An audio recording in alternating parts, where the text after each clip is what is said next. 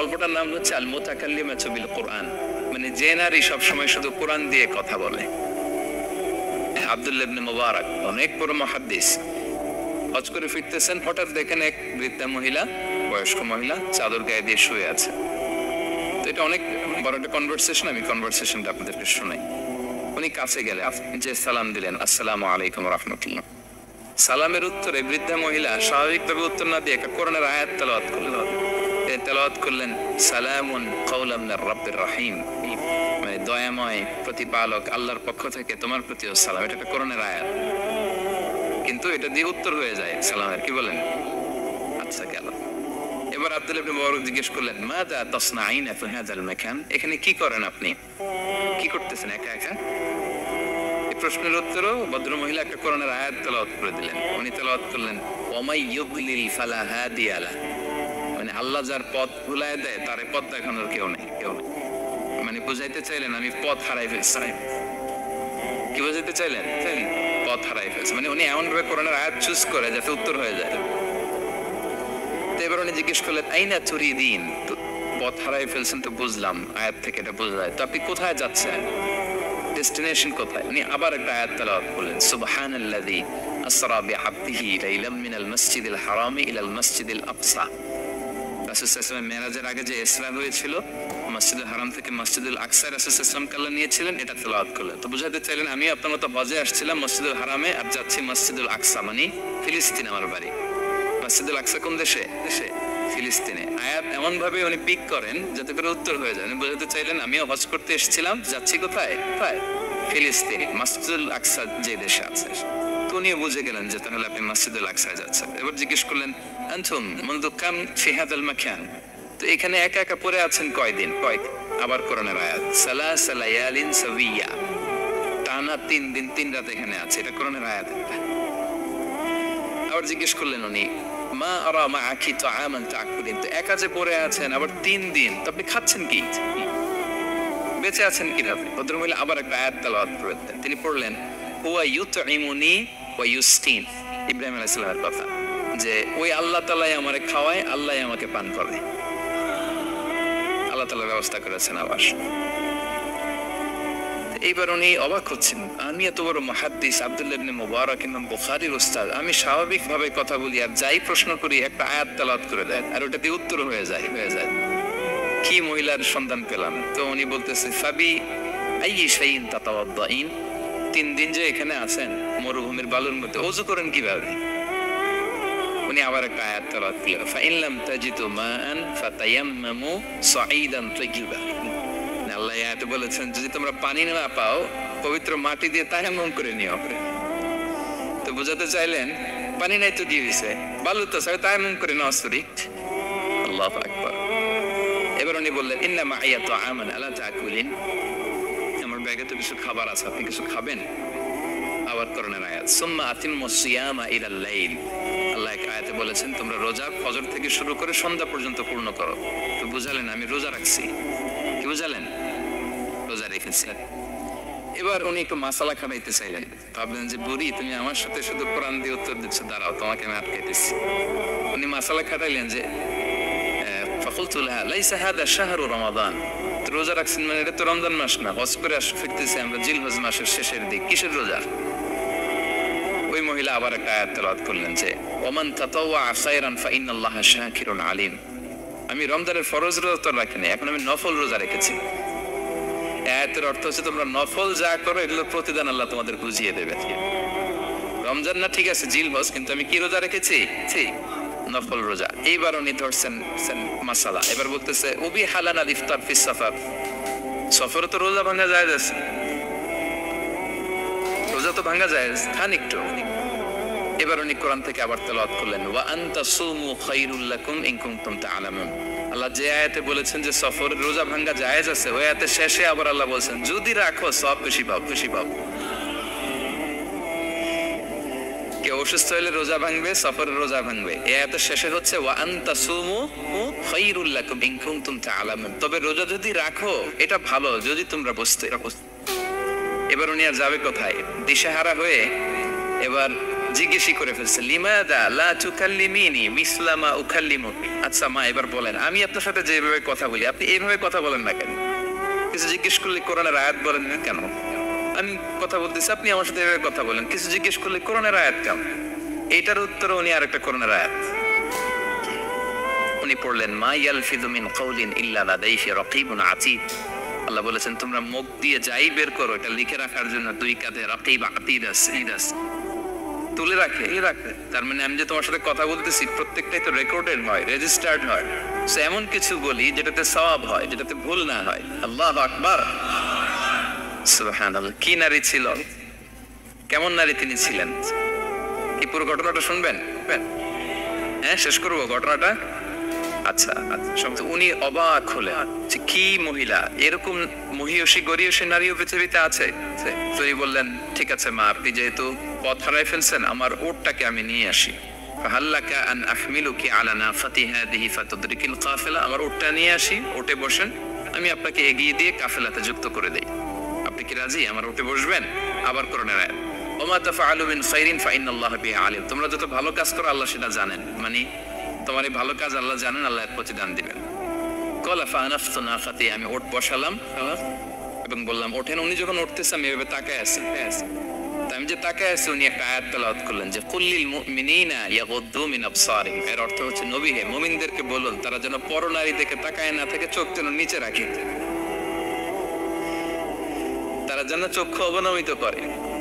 মানে বুঝাতে চাইলেন যে আমি তো বেগানা নারী, পরনারী, তা আমি উঠতেছি, আপনি তাকায়। সে হয়তো তাকায় আছে যে বৃদ্ধা মহিলা, উঠতে যদি কষ্ট হয় পড়ে যায়।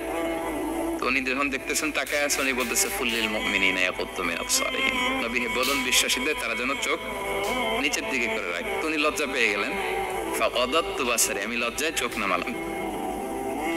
এরপর আমি বললাম ইরকাবি ওয়াকাদ আফালতু নাফাতে, ওঠেন। আমি এবার ওটের রশি ধরে টানতে আরম্ভ করলেন। ভদ্র মহিলা উঠেই আবার কোরআনের আয়াত পড়লেন, যেটা আমরা গাড়িতে বা কোনো বাহনে উঠলে পড়ি। তিনি পড়তে আরম্ভ করলেন, সুবহানাল্লাযী সাখখারা লানা হাযা ওয়া মা কুন্না লাহু মুকরিনিন ওয়া ইন্না ইলা রাব্বিনা লামুনকালিবুন। প্রশংসা সে আল্লাহ, যে আল্লাহ এই বাহনকে আমাদের জন্য বশীভূত করে দিয়েছেন। তিনি বশীভূত না করলে আমরা তো এটাকে বশীভূত করতে পারতাম না। আপনারা যখন গাড়ি স্টার্ট দিবেন, এই দোয়াটা পড়েন তো আপনারা। গাড়ি স্টার্ট দিলে, বিমানে উঠলে, ঘোড়ায় উঠলে, যে কোনো বাহনে উঠলে এটা পড়তে হয়, কোরআনের আয়াত। তো এই বললেন, আমি এবার উঠলাম, ওটের জিমাম ধরে টানতে লাগলাম না, আর একটু হই হই শব্দে ওট চালাতে লাগলাম, যাতে করে তাড়াতাড়ি যাওয়া যায়। উনি কোরআনের আয়াত বললেন, ওয়াকসিদ ফি মাশিক ওয়াগদুদ মিন সাওতিক। কোরআনের আয়াত মানে তোমার চলার ক্ষেত্রে তুমি মধ্যম পন্থা অবলম্বন করো, আর গলার সাউন্ডটা একটু ছোট করো। এটা কিন্তু লোকমান হাকিম তার ছেলেকে বলেছিলেন যে, বাবা তুমি যখন হাঁটবে মধ্যম পন্থায় হাঁটবে, আর শাউট করবে না, নয়েজ করবে, কণ্ঠটাকে নিচু করবে। এই আয়াতটা উনি পড়ে দিলেন। উনি বুঝাতে চাইলেন, আপনি হাজি মানুষ, ফাস্ট করে আসছেন, এইভাবে যাচ্ছেন কেন? আপনি স্লোলি যান।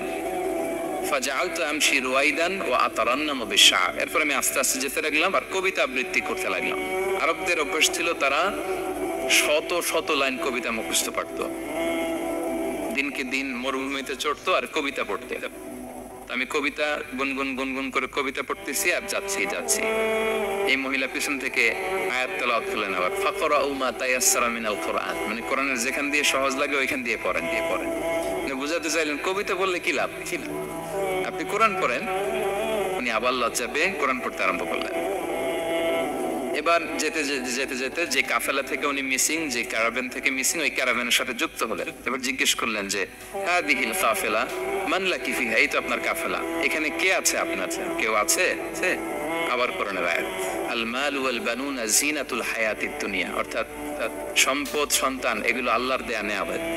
এটা দিয়ে বুঝাতে চাইলেন, হ্যাঁ আমার কিছু সন্তানাদি আছে। উনি বুঝতে পারলেন, ফাআলিমতু আন্না লাহা আওলাদান ফিহা, আমি বুঝলাম যে ওনার সন্তান-সন্ততি এখানে আছে। এবার একটা চান্স পেয়ে গেছে আব্দুল্লাহ ইবনে মুবারক।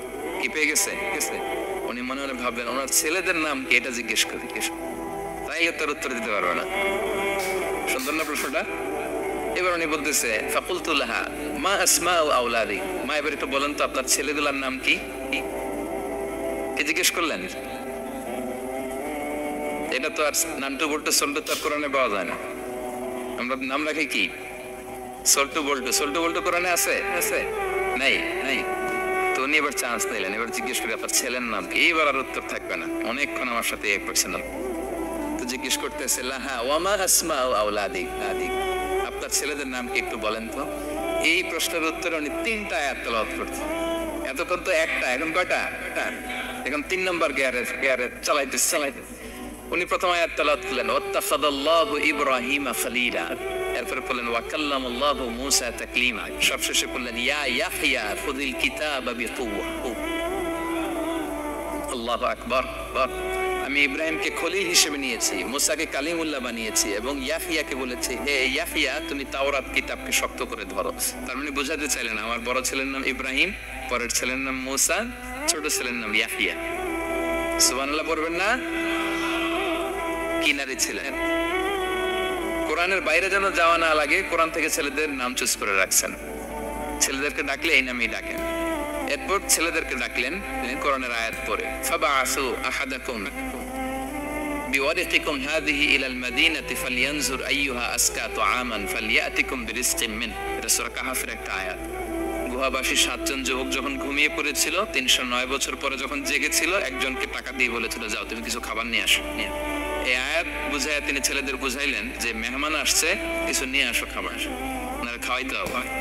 অনেক হেল্প করছে আমাকে। তো ছেলেরা খাবার নিয়ে আসলো। খাবার দেওয়ার পরে মহিলা আবার কোরআনের আয়াত কুলু ওয়াশরাবু হানিয়াম বিমা আসলাফতুম ফিল আইয়ামিল খালিয়া। এটা আসলে আল্লাহ তাআলা জান্নাতীদেরকে বলবেন। আমরা যখন জান্নাতে ঢুকবো আল্লাহ বলবে কুলু ওয়াশরাবু হানিয়াম বিমা আসলাফতুম ফিল আইয়ামিল খালিয়া। এই দুনিয়াতে এত জুলুম নির্যাতনের শিকার হয়েছে, এত নেক কাজ করেছো, প্রতিদান হিসেবে আজকে জান্নাতের এই নাজ নেয়ামত ভোগ করো। বৃদ্ধ মহিলা এই আয়াতটা বললেন, তার মানে মরুভূমিতে অনেক কষ্ট করেছেন আপনি আমার জন্য, এখন আপনি আমার পক্ষ থেকে এই হসপিটালিটি রিসেপশন এই আপ্যায়ন গ্রহণ করুন। এবার উনি বলতে আরম্ভ করলেন, ছেলেদেরকে বলেন কুলতু আল আনা তাআমাকুম আলাইয়া হারাম। এই ছেলেরা এই খাবার আমার জন্য হারাম, হাত্তা তুখবিরুনি বিআমরিহা, যতক্ষণ না এই মহিলাকে এর হিস্ট্রি যতক্ষণ না আমার না বলো। আগে বলে এই ভদ্র মহিলা কে, কি তার ঘটনা। যতই দেখছি অবাক হচ্ছি, যতই শুনছি অবাক হচ্ছি, কে সে, যাই বলে শুধু কোরআন দিয়ে বলে, ঘটনাটা কি। এবার ছেলেরা বললো ফাকালু হাযিহি উম্মুনা, ইনি আমাদের মা। লাহা 40 সানা, ওনার বয়স 40 বছর। লাম তাতাকাল্লাম ইল্লা বিল কুরআন, জীবনে কোনোদিন কোরআন ছাড়া মুখ দিয়ে অন্য কোনো কথা বলে নেই। মাখাফাতা আন তাজিল্লা ফায়াসখাতা আলাইহা রাহমান, এই ভয়ে যে কোন কথায় আল্লাহ আবার নারাজ হয়ে যায়, আমার কোন কথায় আবার কোন ভুল হয়ে যায়, আমার কোন কথায় আবার রহমান আমার উপর নারাজ হয়ে যায়। এজন্য আমরা আমাদের জন্মের পরে জীবনে আমার মাকে কোরআন ছাড়া কোনো কথা বলতে শুনিনি। অবাক হলেন আব্দুল্লাহ ইবনে মুবারক, ইমাম বুখারীর উস্তাদ। উনি খাবার হাতে নিয়ে এবার বললেন যে উনি তো অনেক আয়াত বললো, এবার আমি একটা আয়াত পড়ি।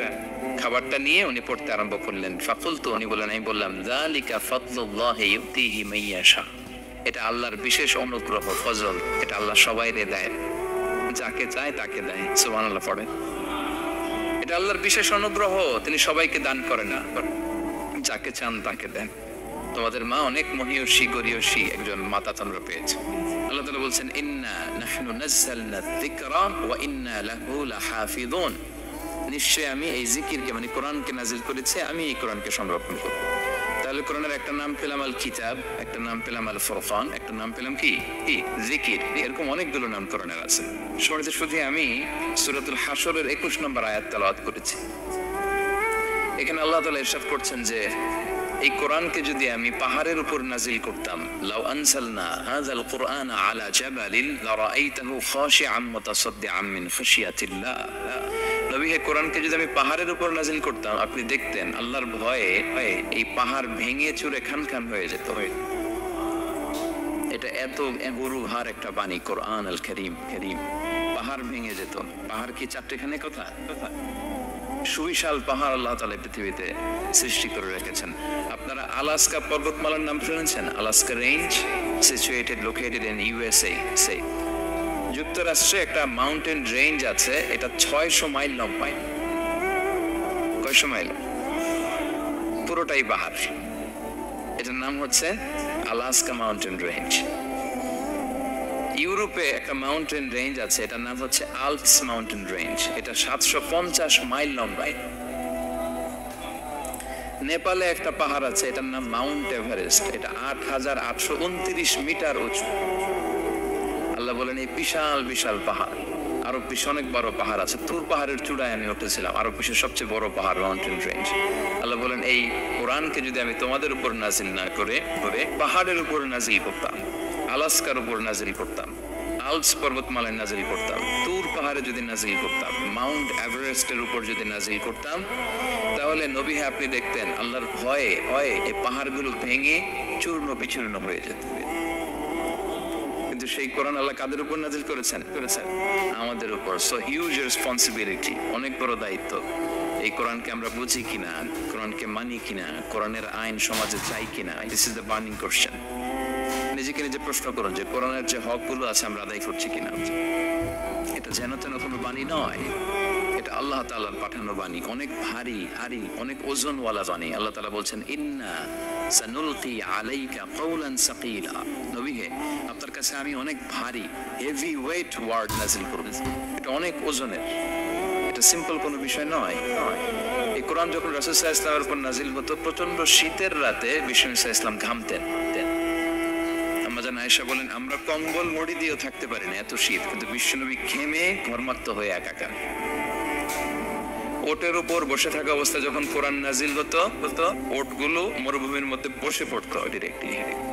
কাফেলা চলছে সাইয়েদনা জিবরাইল এসে কোরআন নাজিল করেছেন, কোরআনের ভারে ধপাস করে ওট বসে যেত।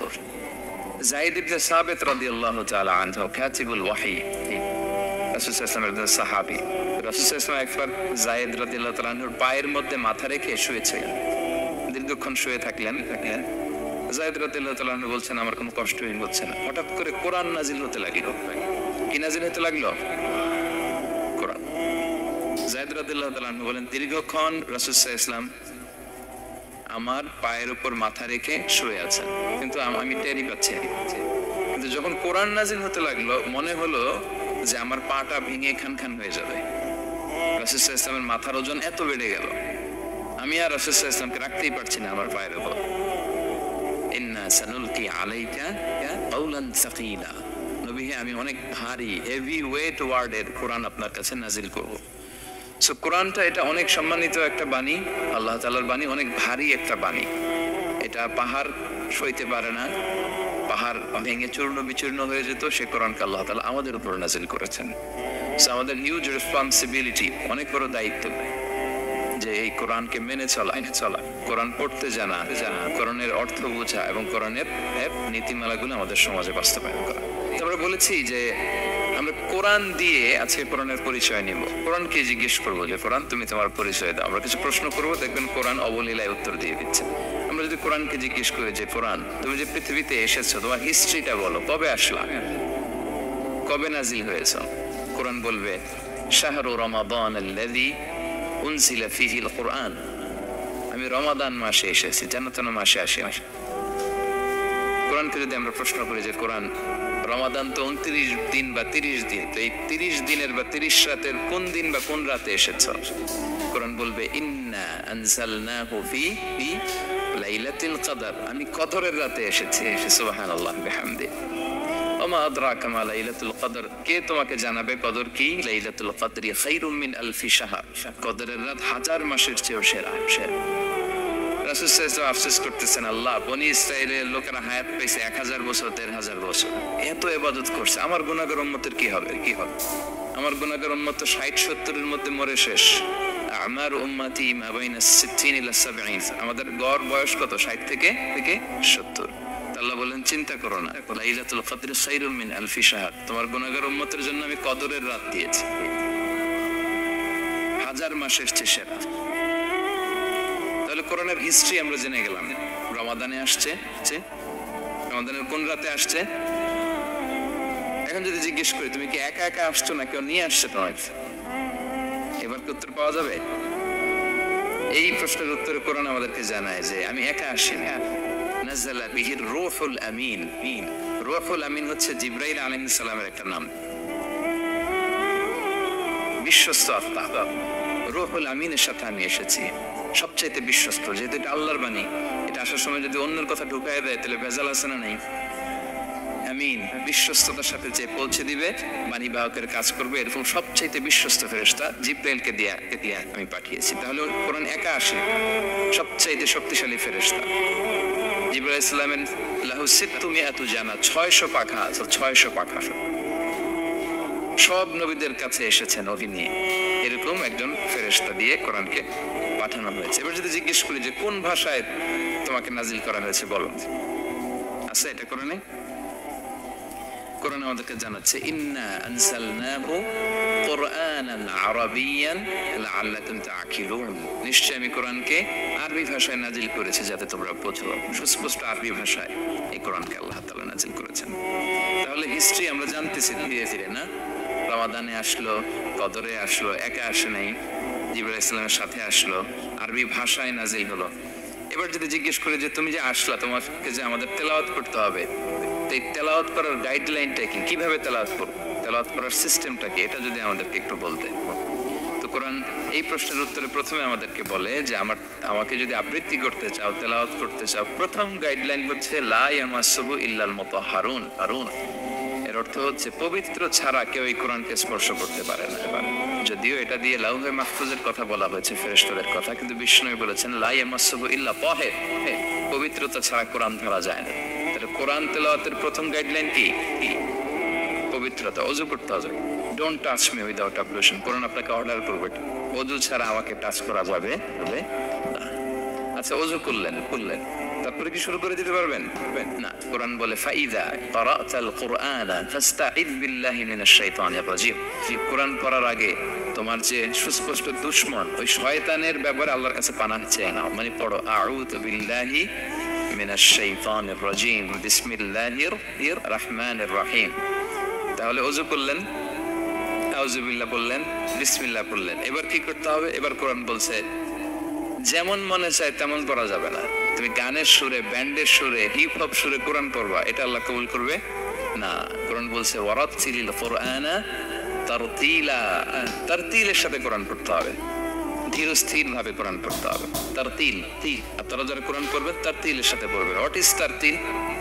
আনাস রাদিয়াল্লাহু তাআলা আনহুকে জিজ্ঞেস করা হয়েছিল তারতিল কি, নবী কিভাবে তেলাওয়াত করতেন। তিনি বলেছিলেন ইয়ামুদ্দু বিহা সাওতাহু মাত্তান, বিষ্ণু ইসলাম প্রতিটি আয়াত টেনে টেনে পড়তেন। কিভাবে?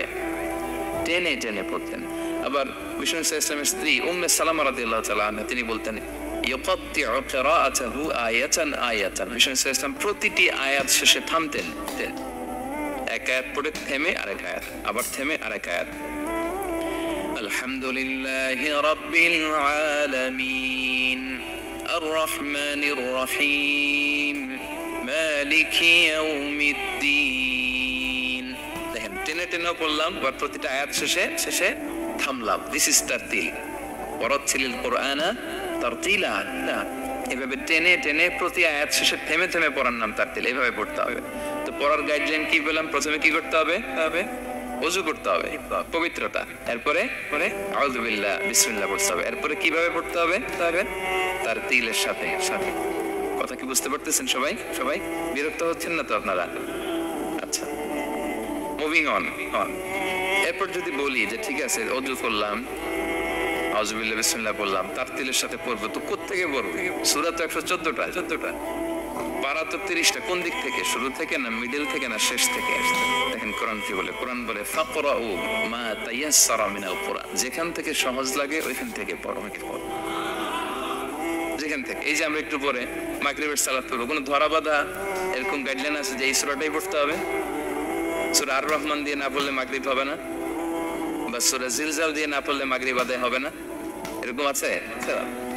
ফাকরাউ মা তায়াসসারা মিনাল কুরআন, যেখান দিয়ে তোমার সহজ লাগে ওইখান দিয়ে পড়ো। শুধু বড় এক আয়াত বা ছোট 3 আয়াত এই পরিমাণ হলেই হবে, যেখান থেকে মনে চায়, যে কোনো পারা, যে কোনো সূরা। আলহামদুলিল্লাহ বলে। বিশেষ করে ফজরের নামাজে বিষ্ণু ইসলাম লম্বা কেরাত পড়তেন, কারণ ফজরের কোরআন তেলাওয়াতটাতে স্পেশালি সাক্ষী রাখা হয়। আল্লাহ তাআলা বলছেন আকিমিস সালাতা লিদুলুকিশ শামসি ইলা ওয়াসাতিল লাইলি ওয়া কুরআনাল ফাজর ইন্না কুরআনাল ফাজরি কানা মাশহুদা। সূর্য যখন ডুবে তখন থেকে রাত পর্যন্ত সালাত কায়েম করো, বিশেষ করে ফজরের সালাত। এই সময় ফেরেশতারা আসে, এটা সাক্ষী থেকে যায়।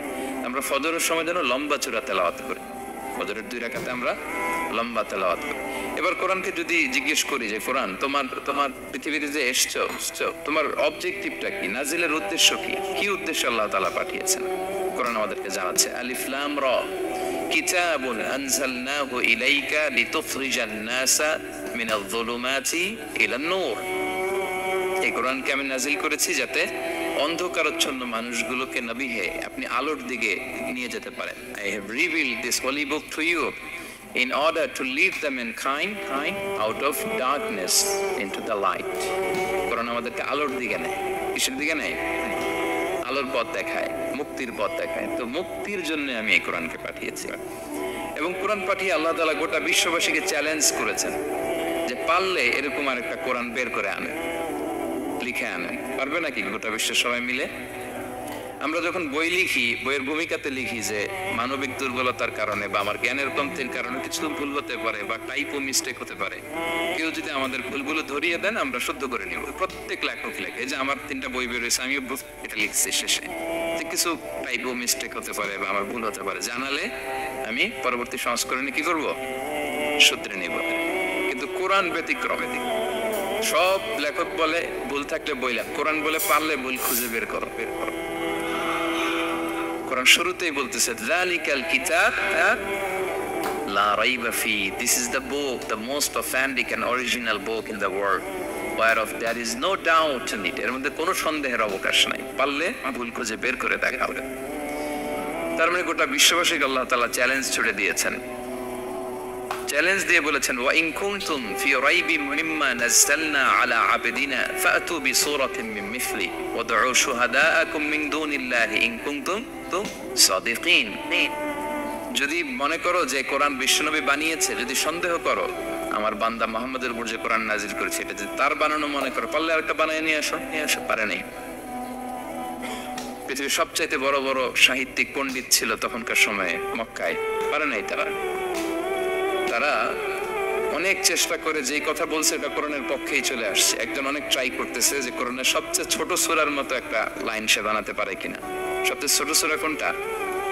কাউসার। তো সে পড়তেছে ইন্না আ'তাইনা কাল কাউসার ফাসাল্লি রাব্বিকা ওয়ানহার ইন্না শানিআকা ওয়াল আবতার। এরপরে মিলায় এক লাইন বানাইছে যে লাইসা হাযা মিন কালামিল বাশার। অর্থ হয়ে গেছে অন্যরকম। এটার অর্থ হচ্ছে এটা কোনো মানুষের কথা নয়। ইন্না আ'তাইনা কাল কাউসার ফাসাল্লি লিরাব্বিকা ওয়ানহার ইন্না শানিআকা ওয়াল আবতার। সে মিলে বানাইছে এক লাইন, সেটা হচ্ছে লাইসা হাযা মিন কালামিল বাশার, এটা কোনো বাশার মানুষের লেখা হতে পারে না। আল্লাহু আকবার। তো আল্লাহ তাআলা চ্যালেঞ্জ দিয়ে বলেছেন শুধু তোমরা না, পারলে জিনদের সাথে একটা কনফারেন্স করেন। কুল লা ইন ইজতামাআতিল ইনসু ওয়াল জিন্নু আলা আইয়াতু বিমিসলি হাযাল কুরআন লা ইয়াতুনা বিমিসলিহি ওয়ালাউ কানা বা'দুকুম লিবা'দিন যাহিরা। আল্লাহ বলতেছে চ্যালেঞ্জ, গোটা বিশ্ববাসীর জন্য চ্যালেঞ্জ। শুধু তোমরা না, জিনদেরকেও ডাকো একটা কনফারেন্সে। কারণ দুইটা, ম্যানকাইন্ড আর জিনকাইন্ড। শুধু মানুষকে না, আমি জিনকেও চ্যালেঞ্জ দিলাম, সবাই মিলে যদি পারো কোরআনের মতো একটা বই নিয়ে আসো। পারবে? পারবে না। গোটা বিশ্ববাসী এই চ্যালেঞ্জের কাছে হার মেনেছে। এবং আল্লাহ বলেছেন এটা আমি নাজিল করেছি, এটা হেফাজতের দায়িত্ব আমি নিয়েছি। ইন্না নাহনু নাযালনা যিকরা ওয়া ইন্না লাহু লাহাফিজুন। এই কোরআনকে নাজিল করেছে কে? আবার এটা হেফাজতের দায়িত্ব নিয়েছে কে? আল্লাহ তাআলা নিয়েছে। কোরআনের সবগুলো প্রিন্টেড কপি যদি আমরা আগুন দিয়ে জ্বালায় দেই তাহলে তো আর কোরআন থাকবে না পৃথিবীতে, না? হ্যাঁ, আমরা আমাদের তাকরিম সালেহ আহমদ তাকরিমের মতো 10 জন ওয়ার্ল্ড ক্লাসের হাফেজদের বসাইলেই উইদিন 3 days আমি আরেকটা কপি বানিয়ে ফেলতে পারবো। কি বলেন, পারা যাবে না? গোটা বিশ্বে আমাদের যে হাফাজ, এদের মধ্যে ওয়ার্ল্ড ক্লাস যে হাফেজ এরকম 10 জন লাগবে শুধু। আবার গিভ মি জাস্ট 3 days, আমরা আরেকটা কোরআন বের করে ফেলতে পারবো। কারণ আমরা শুধু কোরআন লিখে রাখি না, এই সিনার ভিতরে খোদাই করে রাখি, ঠিক কি না? এবং হাফেজের কোরআনের সংখ্যা পৃথিবীতে বাড়ছে। পৃথিবীতে কোন দেশে সবচেয়ে বেশি হাফেজ জানেন আপনারা? না, বাংলাদেশে না, ইজিপ্ট র্যাঙ্কিং এ আছে, কিন্তু সবচেয়ে বেশি হাফেজ হচ্ছে লিবিয়াতে। লিবিয়াতে প্রত্যেক 3 জনে একজন হাফেজ। মোট জনসংখ্যা 70 লাখ, হাফেজ আছে 23 লাখ। র্যাঙ্কিং এ সেকেন্ড হচ্ছে আল মাগরিব, আরবিতে বলে মাগরিব মানে মরক্কো, ওদের হাফেজের সংখ্যা 16 লাখ। থার্ড হচ্ছে ইজিপ্ট, মোর দেন 1 মিলিয়ন। ফোর্থ হচ্ছে সৌদি আরবিয়া, ফিফথ হচ্ছে জর্ডান। কোটি কোটি হাফেজ আছে আমাদের গোটা বিশ্বে। আমাদের সবগুলো কোরআনের প্রিন্টেড কপি জ্বালিয়ে দিলেও কোরআন আবার নিয়ে আসতে আমাদের কয়েক দিনের ব্যাপার। আলহামদুলিল্লাহ বলবেন না? এই কোরআনের ভেতরে আল্লাহ তাআলা শিফা রেখেছেন রহমত। আল্লাহ বলেন অনুনাজ্জিলু মিনাল কুরআনি মা হুয়া শিফাউ ওয়া রাহমাতুল লিল মুমিনিন ওয়া লা ইয়াজিদুল যালিমিনা ইল্লা ফাসারা। আমি এই কোরআনের ভিতরে শিফা রেখে দিয়েছি, রহমত রেখে দিয়েছি। সূরাতুল ফাতিহাকে বলা হয় সূরাতুশ শিফা। বা অসুস্থ ব্যক্তির গায়ে আপনি ফু দিতে দেরি, সুস্থ হতে দেরি হয় না না, কিন্তু ওই ঈমানটা থাকতে হবে। ওই ঈমান নিয়ে, ওই আমল নিয়ে যদি আপনি রিসাইট করে ফু দেন, আল্লাহ তাআলা সুস্থ করে দেবেন। এবং এই কোরআন আপনাকে বিপদ থেকে উদ্ধার করতে পারে, কারণ কোরআন আল্লাহর সিফাত, এটা আল্লাহর একটা সিফাত। এটা পরে আপনি আল্লাহর কাছে দোয়া করলে আপনাকে বিপদ থেকে উদ্ধার করবে। আল্লাহ তাআলা বলছেন ওয়া ইযা ক্বারা'তাল কুরআনা জাআলনা বাইনাকা ওয়া বাইনাল্লাযীনা লা ইউমিনুনা বিল আখিরাতি হিজাবাম মাসতুরা। নবী হে, আপনি যখন কোরআন তেলাওয়াত করেন তখন আপনার আর কাফেরদের মাঝে আমি পর্দা ঢেলে দেই। পর্দা, কাফেররা আপনারা দেখে না। সুবহানাল্লাহ। সূরা লাহাব যখন নাজিল হলো, তাব্বাত ইয়াদা আবি লাহাবি ওয়া তাব, ধ্বংস হোক নিপাত যাক আবু লাহাবের 2 হাত। আবু লাহাব কে ছিল বলেন তো? বিশ্বনবীর চাচা। তো আয়াত যখন নাজিল হলো, চাচার বদনাম যখন আয়াতে আসলো, চাচি উম্মে জামিল খুব রেগে গেল।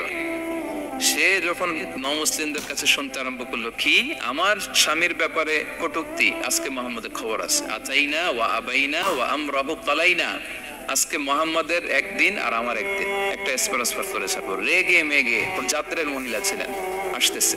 তো বিষ্ণু ইসলাম কাবা ঘরের পাশে আবু বকর রাদিয়াল্লাহু তাআলা আনহুকে নিয়ে বসা। তো আবু বকর রাদিয়াল্লাহু তাআলা আনহু এই দৃশ্য দেখে বললেন, ইয়া রাসূলুল্লাহ, আপনি এখান থেকে চলে যান। উম্মে জামিল এসে আক্রমণ করবে আপনার উপর। আল্লাহ রাসূল বললেন, আবু বকর তুমি ভয় পেও না, আমি জাস্ট একটু কোরআন তেলাওয়াত করবো, এরপরে কি হয় দেখেন। বিষ্ণু ইসলাম কোরআন তেলাওয়াত করতে লাগলেন। আর রেগে মেগে আগুন হয়ে উম্মে জামিল আসছে। এসে আবু বকরকে বলতেছে, এই আবু বকর, তোমার বন্ধু মুহাম্মদ কোথায় বলো? পাশেই কিন্তু বিশ্বনবী বসা, কিন্তু সে চোখে দেখে না। সুবহানাল্লাহ ওয়া বিহামদিহি জাআলনা বাইনাকা ওয়া বাইনাল্লাযীনা লা ইউমিনুনা বিল আখিরাতি হিজাবাম মাসতুরা। নবী, আপনি যখন কোরআন পড়েন, কাফেরদের আর আপনার মাঝে আমি কি এঁটে দেই? পর্দা এঁটে দেই, ওরা দেখে না। আপনি বিপদে পড়ছেন, আপনি কোরআন পড়েন, আপনার শত্রু আপনাকে দেখবে না। হিজরতের রাতে বিষ্ণু ইসলাম আবু বকর রাদিয়াল্লাহু তাআলা আনহুকে নিয়ে গারে সাওরে আশ্রয় নিলেন। মক্কার কুরাইশরা খুঁজতে আবু বকর রাদিয়াল্লাহু তাআলা আনহু তো ভয়ে তটস্থ যে কি না কি হয়ে যায়। আবু বকর রাদিয়াল্লাহু তাআলা আনহু বললেন যে আমি অবাক, আমার পাশ দিয়ে হেঁটে যায় ওরা, কিন্তু আমাদেরকে দেখে না। ইমাম আল কুরতুবী, তিনি মনসুর দুর্গে বন্দী ছিলেন, জালিমের বন্দিশালায়। উনি জেলখানা ভেঙে পালাতে সৈনিকরা টের পেয়ে গেল, খুঁজতেছে ওনাকে। খুঁজতে ধরার জন্য উনি এক পাহাড়ের চিপায় যে আশ্রয় নিলেন আর সূরা ইয়াসিন তেলাওয়াত করতে লাগলেন। তো ওরা খুঁজতে পায় না, কিন্তু উনি পাশেই, সেই চোখে দেখে না। তো উনি বললেন যে হঠাৎ এক সৈনিক সে ইউরিন পাস করতে লাগলো দাঁড়িয়ে, মানে প্রস্রাব করতে লাগলো। তার প্রস্রাবের ছিটে ফোঁটা আমার গায়েও লাগতেছে, কিন্তু সে আমার দেখেন। সুবহানাল্লাহ পড়বেন না? জাআলনা বাইনাকা ওয়া বাইনাল্লাযীনা লা ইউমিনুনা বিল আখিরাতি হিজাবাম মাসতুরা। নবী হে, যখন কোরআন পড়বেন আপনার আর কাফেরের মাঝে আমি কি এঁটে দেই? পর্দা এঁটে দেই। আমি নিজেও এটার অনেক প্রমাণ পেয়েছি। আমি বাংলাদেশের একটা জেলা, চাঁদপুরের এদিকে একটা এলাকায় আমার একটা তাফসীর প্রোগ্রাম ছিল। একটা সময় আমি খুব প্রত্যন্ত অঞ্চল চলে যেতাম, রিমোট এরিয়ায়, বিল একটা গ্রাম। দাওয়াত করছে তো আমি চলে যেতাম। কোরআনের কথা আমার পৌঁছাইতে হবে সব জায়গায়।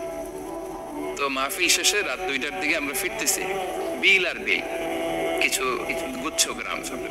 হঠাৎ একটা মোড়, ওই মোড়ের ওইখানে দেখি একটা গাছপালা আছে। এটার মানে হচ্ছে আশেপাশে ডাকাত আছে, ওখানে ডাকাতি এরকম হয় আর কি। বিল এরিয়াতে গাছ ফেলে রাখেন, তো গাছ থাকলে তো আর কোনো সিএনজি প্রাইভেট কিছুই যাবে না। তাই বুঝতে পারলাম যে এটা তো ডাকাতের কাজ। আমি সূরা ইয়াসিন তেলাওয়াত শুরু করে দিলাম। বিপদে বললে সূরা ইয়াসিনের প্রথম 9 আয়াত, এই 9 আয়াত পড়বেন। পড়তে আরম্ভ করলাম, ড্রাইভারকে বললাম একটু করে পেছ। তো টর্চ মারতেছে বিল থেকে, ওরা তো ওখানে উৎপেতে আছে। আমি পড়তেছি, কিছুক্ষণ পরে ডাকাত নিজে এসে গাছ সরাই দিয়ে বলতেছে যান। মানে ও কি করবে ও নিজেও বুঝতেছে। ও যে কি করবে, ও কি করতে হবে ওটা মানে বুদ্ধি জ্ঞান সে হারাই ফেলেছে, সে শুধু গাছটা সরালো, বলতেছে যান যান যান, এই চলে গেলাম। এটা আমার নিজের প্রমাণ, হয়তো কোথাও বলি নাই, আজকে প্রসঙ্গক্রমে বলা হয়ে গেল। তো এরকম বিপদে পড়লে সূরা ইয়াসিনের প্রথম কয় আয়াত পড়বেন আপনারা, জাআলনা বাইনাকা ওয়া বাইনাল্লাযিনা লা ইউমিনুনা বিল আখিরাতি হিজাবাম মাসতুরা। আপনার আর আপনার শত্রুদের মাঝে কি হয়ে যাবে? পর্দা পড়ে যাবে, দেখবেই না আপনাকে। অনেক চেষ্টা করেছিল মক্কায় কুরাইশরা রাসূল সাল্লাল্লাহু আলাইহি ওয়াসাল্লামের এই কোরআনে বাধা দিতে, যাতে এই কোরআনের কথা শুনতে না পারে। কারণ যারাই বিশ্বনবীর কণ্ঠের তেলাওয়াত শুনতো এরাই মুগ্ধ হয়ে কালিমা পড়ে মুসলমান হয়ে যেত। তারা ডিস্টার্ব করতো কোরআনের মাহফিলে। وقال الذين كفروا لا تسمعوا لهذا القرآن والغوا فيه لعلكم تغلبون। তারা বলতো যে মুহাম্মদের কণ্ঠের কোরআন তোমরা শুনবে না, বরং ডিস্টার্ব করবে। কি করবে? আবু জাহেল যখন ঘোষণা দিল তখন বিশ্বনবী তেলাওয়াত করলে ওরা শীষ দিত, হুইসেল বাজাতো, মুকাআও ওয়া তাসদিয়া, হুইসেল বাজাতো আর হাততালি দিত। এরকম হাততালি দিয়ে যাতে বিশ্বনবীর সাউন্ডটা অন্যরা না শুনে, বিশ্বনবীর চারদিকে ঘিরে হুইসেল মারতো আর হাততালি দিত, ডিস্টার্ব করতো যাতে না শুনে। কিন্তু এই কোরআনের বাণীটা কার? এই বাণীকে হুইসেল দিয়ে আটকানো যায়? হাততালি দিয়ে, র‍্যাব দিয়ে, পুলিশ দিয়ে, কোনো বাধা দিয়ে আটকানো যাবে? যাবে না। পৃথিবীর কোনো শক্তি দিয়ে এটা আটকানো যায় না, এটা তো আল্লাহর বাণী। তো বিশ্বনবী ইসলাম কোরআনের কথা যখন শোনাতেন, বিশ্বনবীর কণ্ঠের তেলাওয়াত শুনে অনেকে কালিমা পড়ে মুসলমান হয়ে যেত। তা আবু জাহেল কোনো দিশা না পেয়ে পরে মক্কার যে পার্লামেন্ট দারুন নদওয়াতে বিল উত্থাপন করলো যে আজকে থেকে মুহাম্মাদের কণ্ঠের তেলাওয়াত কেউ শুনতে পারবে না, কেউ শুনতে পারবে না। তো মজার ব্যাপার হচ্ছে সবাইকে না করে লুকায় লুকায় সে নিজেই শুনতে যায়। সে তো আরব হওয়ার ফলে কোরআনের যে ভাষা শৈলী, যে প্রাঞ্জল বাক্য বিন্যাস, শব্দের বুনন, এটা শুনে সে অবাক হয়ে যায় যে এত সুন্দর বাক্য বিন্যাস কিভাবে হতে পারে। তো সবাইকে দিনের বেলা নিষেধ করে, রাত্রিবেলা বিশ্বনবী সাল্লাল্লাহু আলাইহি ওয়াসাল্লাম রিভাইজ করতেন, লুকায় লুকায় ওনার ঘরের পিছনে যেয়ে শুনতো। শুধু সেই না, তার ডান হাত বা হাত ওয়ালিদ ইবনে মুগীরা, উতবা ইবনে শাইবা, উতবা ইবনে মুগীরা, শাইবা ইবনে মুগীরা, ওয়ালিদ ইবনে মুগীরা, এরা সবাই কি করতো? লুকিয়ে লুকিয়ে কোরআন শুনতো। পরে বিশ্বনবী যখন ঘুমের প্রস্তুতি নিতেন সব ফিরে আসতো, ফিরে আসার সময় সবার দেখা হয়ে যেত। তারা লজ্জিত হতো, সবাই বলতো আবু জাহেল ঘটনা কি? দিনের বেলা তুমি শুনতে নিষেধ করো, রাতে তো তুমিই চলে আসো। তো সে বললো আজকে কঠিন দারুন নাদওয়ার পার্লামেন্টে বিল পাস করবো, যে এমনটা করবে এই শাস্তি মাথার চুল কামিয়ে মক্কার বাজারে ঘুরানো হবে। এই বিল যেদিন পাস হয়েছে আবু জাহেল ওই দিন নিশ্চিত ভাবতেছে আজকে যে বিল পাস করছে কেউ তো যাবে না, আমি একটু যাই। মানে আজকে যে কঠিন শাস্তির ঘোষণা দিয়েছে আজকে কেউ এই স্পর্ধা দেখাবে না। দেখ মুহাম্মদ তো তেলাওয়াত শুরু করে দিয়েছে, কি যে মধুর বাণী, যাই একটু শুনে আসি। ওয়ালিদ ইবনে মুগীরারও একই প্ল্যান যে আজকে আবু জাহেল যে টাইট দিছে কেউ যাবে না, আমি একটু যাই। এভাবে সবাই লুকিয়ে লুকিয়ে বিশ্বনবীর ওখানে যায় হাজির, মন্ত্রমুগ্ধ তেলাওয়াত শুনছে। বিশ্বনবীর তেলাওয়াত শেষ, ফিরে যখন আসতেছে, ফিরে আসার রাস্তায় আবার দেখা হয়ে গেছে। তো এইভাবে তারা কোরআনকে বাধা দিতে যে বারবার নিজেরা লজ্জিত হতো। এবং হজের মৌসুমে যখন ভিন দেশ থেকে লোকেরা আসতো, মক্কার যে এন্ট্রি গুলো আছে আবু জাহেল লোক বসিয়ে রাখতো, বলতো যে সবাইকে বলবা এখানে একটা উন্মাদ লোক আছে, বীর বীর করে কি যেন বলে, নাম তার মুহাম্মদ। তোমরা হজ করতে আসো, হজ করো, জমজমের পানি খাও, সাফা মারওয়ায় দৌড়াও, কিন্তু এই মুহাম্মদের কাছেও যাওয়া, গেলেই পাগল হয়ে যাও। মানুষের একটা অভ্যাস আছে, আল ইনসানু হারিসুন আলা মা মুনিয়া, মানুষের যেটা করতে না বলা হয় বেশি, মানুষ এটা করে বেশি। তো রাসূল সাল্লাল্লাহু মুহাম্মদের কথা কিন্তু ভিনদেশীরা জানতোই না। মুহাম্মদের কাছে যেও না যখন বলছে, সবাই মনে মনে প্ল্যান করে নিছে আর যাই করি আর না করি মুহাম্মদের দেখে যাইতে হবে। তো এরা হস্টস করে সবাই খুঁজতো, হু ইজ দিস মুহাম্মদ, কে এই মুহাম্মদ? রাসূল সাল্লাল্লাহু আলাইহি ওয়াসাল্লামের কাছে আসতো, রাসূল সাল্লাল্লাহু আলাইহি ওয়াসাল্লামের তেলাওয়াত তো অনেক দূরে, চেহারা দেখে অনেকে কালিমা পড়ে মুসলমান হয়ে যেত। এত নুরানি চেহারা বিশ্বনবী ছিল, এত সুন্দর তেলাওয়াত ছিল। প্রিয় ভাইরা, সেই কোরআনকে আল্লাহ তাআলা বলছেন যে পাহাড়ের উপর যদি নাজিল করতাম, পাহাড় ভেঙে কি হতো? চুরমার হয়ে যেত। পাহাড়ের উপর নাজিল না করে কার উপর নাজিল করছে?